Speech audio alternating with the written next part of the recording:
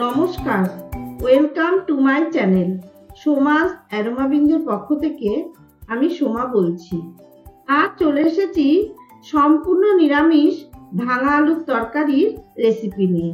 রেসিপিটা বানাতে খুবই কম সময় আর খুব কম উপকরণ লাগে, আর এটা লুচি, পরোটা অথবা যে কোনো ধরনের কচুরির সাথে খাওয়া যায়।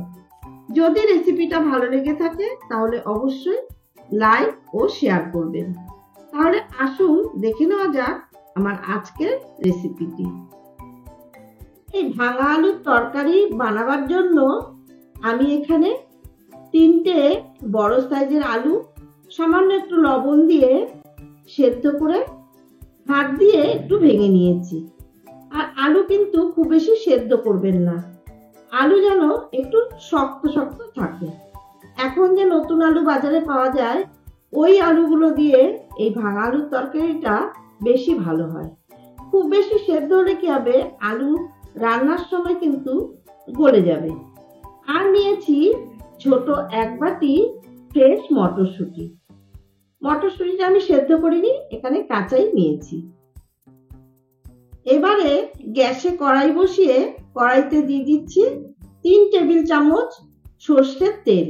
তেল ভালো মতন গরম করে তেলের মধ্যে দিয়ে দিচ্ছি 2টো ফাটিয়ে নেওয়া শুকনো লঙ্কা, হাফ টিস্পুন সাদা জিরে, 2টো তেজপাতা ফোড়ন।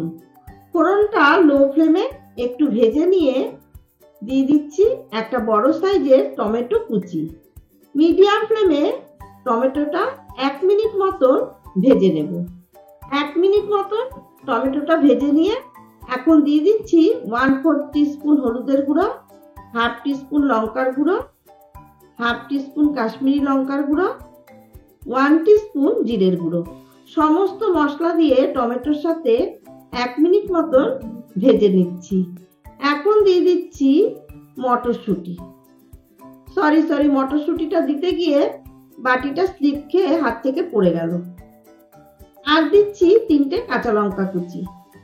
এখন টমেটোর সাথে মটরশুঁটি মিনিট 2 সময় ধরে ভেজে নেব। মিনিট 2 সময় ধরে মটরশুঁটিটা ভেজে নিয়ে দিয়ে দিচ্ছি স্বাদ মতন লবণ। লবণ দিয়ে ভালো করে মিশিয়ে নিচ্ছি। এবারে সেদ্ধ করে ভেঙে নেওয়া আলুর টুকরোগুলো দিয়ে দিলাম। এখন গ্যাসের ফ্লেম লোতে করে দিয়ে আলু সমস্ত মশলার সাথে ভালো করে কষিয়ে নেব। 1 থেকে 2 মিনিট আমি আলুটা ভালো করে মশলার সাথে কষিয়ে নিয়েছি। এবারে দিয়ে দিচ্ছি পরিমাণ মতন গরম জল। গ্রেভি যে যতটা পছন্দ করবেন সেই অনুযায়ী জলটা দেবেন। ভালো মতো নেড়ে চেড়ে হাই ফ্লেমে ঢাকনা দিয়ে ঢেকে মিনিট 2 সময় ধরে ফুটিয়ে নেব। 2 মিনিট পর ঢাকনা ওপেন করে দিয়ে দিচ্ছি 1 টিস্পুন চিনি আর হাফ টিস্পুন জিরে ধনে আমি ড্রাই রোস্ট করে গুঁড়ো করে রেখেছিলাম, সেটা দিয়ে দিলাম। গ্যাসের ফ্লেমটা লোতে করে দিয়ে ভালো মতো নেড়ে চেড়ে দিয়ে দিচ্ছি 1 চামচ ড্রাই রোস্ট করে নেওয়া কসুরি মেথি। মেথি আমি 2 হাতের তালুতে একটু ঘষে নিয়ে দিয়ে দিলাম। ভালো মতো নেড়ে চেড়ে গ্যাসের ফ্লেম অফ করে দিলাম।